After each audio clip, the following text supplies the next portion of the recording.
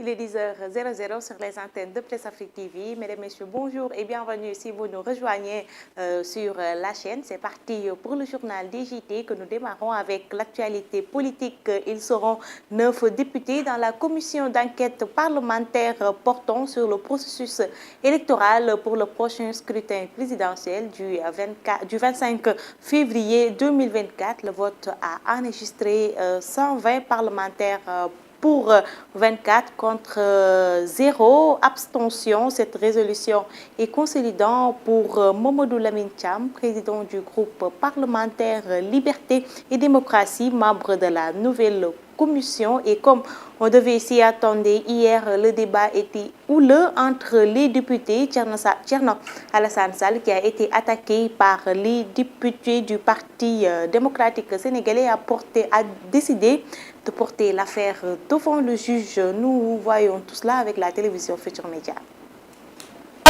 Du Sénégal va passer. Le Sénégal est plus bas que terre. Parce que oui, c'est cette assemblée-là qui est indigne de représenter le Sénégal et qui s'en prend au reste de nos institutions parce qu'elle est incapable de faire son devoir. Vous ne pourrez faire taire personne, mesdames, messieurs. Pas plus que vous n'avez pu rien contre ma réclamation, vous ne pourrez pas faire taire le peuple sénégalais qui est debout, qui comprend et qui s'en ira. Vive le Sénégal, vive la République pour des élections dans les délais. Vive le Sénégal. Monsieur le Président, vous avez constaté que j'ai été victime d'une agression ici. Comme la collègue Aminia Gibi a été victime d'une agression. Et j'espère que vous ferez votre rapport. Parce que oui, je vais porter plainte contre les agresseurs. Merci. Oui, je vais Merci. porter plainte contre les agresseurs. Merci. Et j'espère, Merci. Monsieur le Président, qu'avec la même célérité Merci. que vous avez fait le rapport sur le cas Aminia Gibi, Merci vous beaucoup. ferez la même célérité pour faire le rapport Merci. contre des agresseurs dans Merci. l'enceinte de la... Et nous parlons également de cette grande interrogation en choc institutionnel. Se profite-t-il entre l'Assemblée nationale et le Conseil constitutionnel pour la première fois, en tout cas dans notre pays, le Sénégal? Dans l'histoire, surtout dans l'histoire politique, ces deux institutions semblent s'affronter en haut niveau sans précédent. Certains juges même de cette institution sont soupçonnés de corruption par le Parti démocratique sénégalais. Nous voyons cette analyse d'Abdoulaye Mal de la 2STV. Le Conseil constitutionnel est en train de traverser un tourbillon. C'est la première fois dans l'histoire politique du pays que les deux institutions s'affrontent à tel niveau. Certains juges de cette grande institution soupçonnés des faits de corruption par un groupe parlementaire. La candidature de Karim Meïssa Wade a été déclarée irrecevable par le Conseil constitutionnel. Ces députés du Parti démocratique sénégalais ont le droit, comme leur permet bien évidemment les règlements internes de l'Assemblée nationale, de proposer une commission d'enquête parlementaire. Autant les membres du Conseil constitutionnel ont aussi le droit de porter plainte pour véritablement faire ouvrir une information judiciaire et mettre fin au travail de la commission d'enquête parlementaire qui serait mise en place.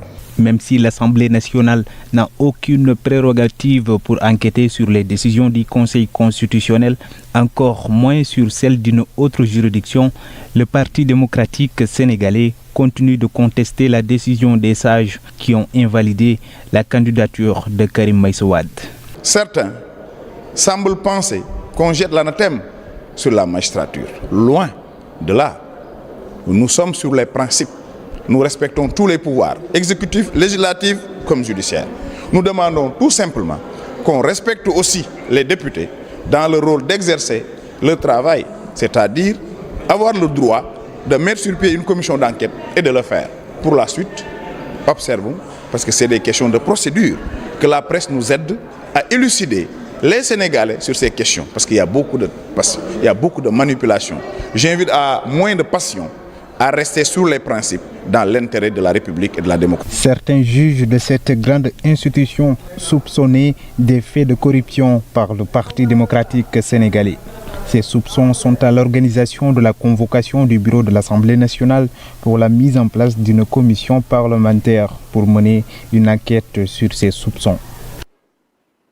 En prélude du prochain scrutin présidentiel, la mission d'observation de l'Union européenne a fait face à la presse et c'était pour présenter la composition de cette mission ainsi d'expliquer le déroulement de l'observation de l'élection présidentielle sur toute l'étendue du territoire. 32 observateurs seront déployés d'ici vendredi prochain et 130 le jour d'explication. À ce propos, le jour du scrutin, à ce propos, je vous propose de suivre les explications de Pape Bokambao d'ITV. A déployé 32 observateurs de longue durée vendredi et 130 le jour du scrutin dans tout le pays pour observer tout le processus électoral d'après Malin Björk, chef de la mission d'observation électorale de l'Union européenne 2024. Des nombres ils vont être dans toutes les régions. Ils vont être dans toutes les régions, les 32 dans les équipes donc 16 équipes, mais il y aura aussi donc pour les observateurs de courte durée qui vont être là pour le jour des élections et juste quelques jours avant et après, ce sera 130. Après l'administration électorale, une rencontre est prévue avec tous les candidats, y compris celui en détention, Bassirou Diomaye Faye, d'après la chef observatrice de l'Union européenne. Nous avons comme objectif de voir tous les candidats qui ont été validés par le Conseil constitutionnel et donc quelle que soit leur situation. Donc on espère de pouvoir aussi rencontrer Monsieur Diomaye ou que ça soit possible. On est en train de faire les démarches. L'objectif majeur de la mission d'observation électorale au Sénégal est de participer à l'inclusion, la liberté, la transparence et le déroulement démocratique de l'élection présidentielle. Pour ce faire, elle souhaite que tous les candidats puissent battre campagne, mais se garde de se prononcer sur les procédures judiciaires. Pour un processus électoral démocratique, c'est important que tous les candidats puissent faire campagne en égalité. Nous, on ne peut pas se prononcer sur les procédures judiciaires. Ça c'est clair.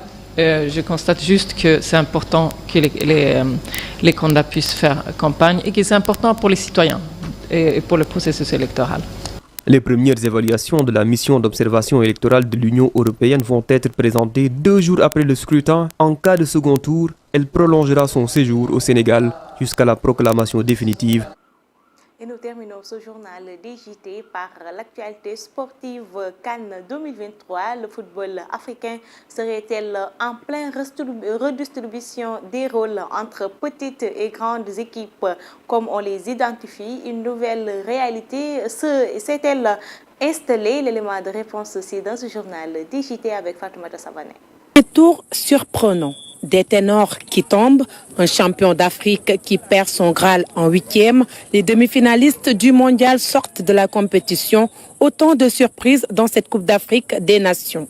À Yamoussoukro, les férus de foot tentent de décortiquer cette tendance. Qu'il n'y a plus de petites équipes. Voilà, c'est clair que ces équipes dites petites équipes par le passé, véritablement il y a des formations et il y a la relève au niveau de ces équipes-là. Malheureusement, au niveau de ces équipes dites phares, il y a une certaine léthargie, il y a un certain complexe de supériorité. Je pense que c'est ce qui peut nous amener à expliquer véritablement ce qui est en train de passer cette année. L'explication, elle est toute simple. Les grandes équipes, on les connaît. Elles ont l'habitude de jouer ensemble, les stars sont déjà connus internationalement. Donc les petites équipes ont pris la peine d'étudier les joueurs de chaque grande équipe en faisant de voir les faiblesses et les forces et puis de pouvoir contrecarrer tout cela. Par inverse, les grandes équipes ne connaissent pas les joueurs, les petites équipes parfaitement. Donc quand c'est comme ça, il est difficile de pouvoir cerner les jeux. Et puis bon, plus les joueurs courent, plus ils ont la conservation de la balle, plus on voit qu'ils fatiguent un peu les grandes équipes. Parce qu'ils ont dit, ils ont sous-estimé l'adversaire au fait.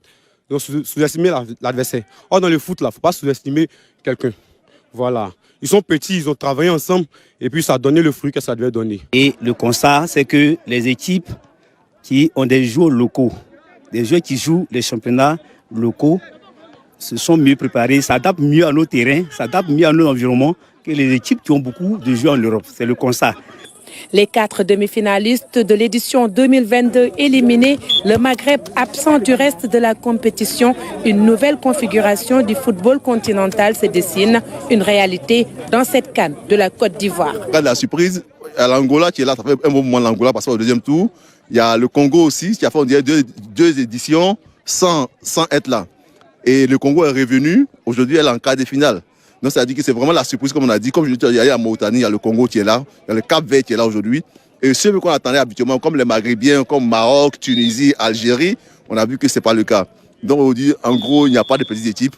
Tout le monde est venu pour gagner. Et c'est vraiment ça qui fait la joie de la CAN. Parce que ceux à qui on ne s'attendait pas, eux qui sont sur devant.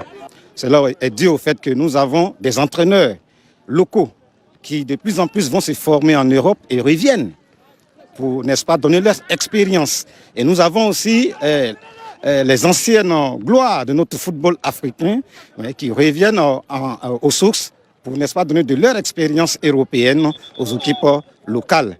Voilà. Donc vous verrez bien que le Sénégal aujourd'hui a évolué.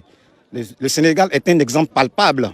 Depuis les moins jeunes jusqu'à vraiment aux professionnels, ils ont tout raflé l'année dernière. Bon, cette année, c'est une question de chance. Et puis également, il y a les infrastructures.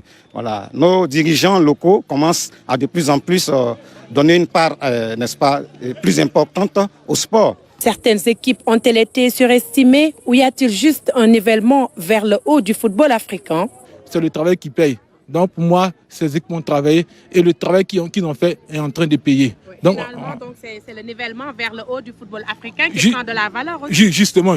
Et puis il faut aussi dire qu'il y a aussi les infrastructures, c'est important aussi. C'est-à-dire que les pelouses sont tellement praticables. C'est ça aussi. Donc le beau jeu, il est de mise. Et il faut dire, comme vous le dites tantôt, au niveau du football africain, on sent un développement. On sent que toutes les équipes sont en train de travailler pour relever le niveau du football africain. C'est un événement du football africain. Par exemple, quand on prend l'équipe sud-africaine, pratiquement tous les joueurs jouent au championnat de l'Afrique du Sud. Donc ça montre au moins qu'on n'a pas besoin de jouer en Europe pour pouvoir exceller au niveau africain.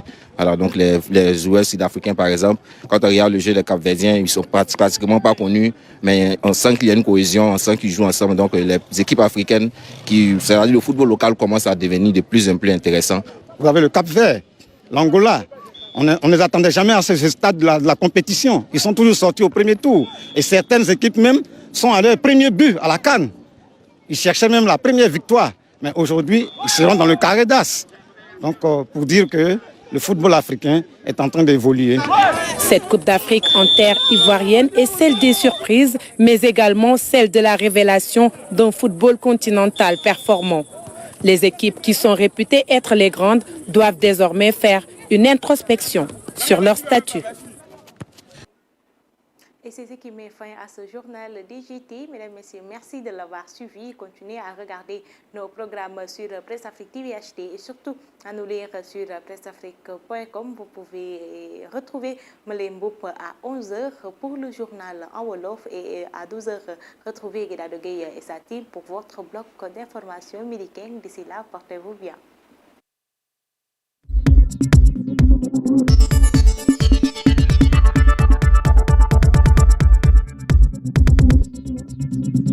Thank you.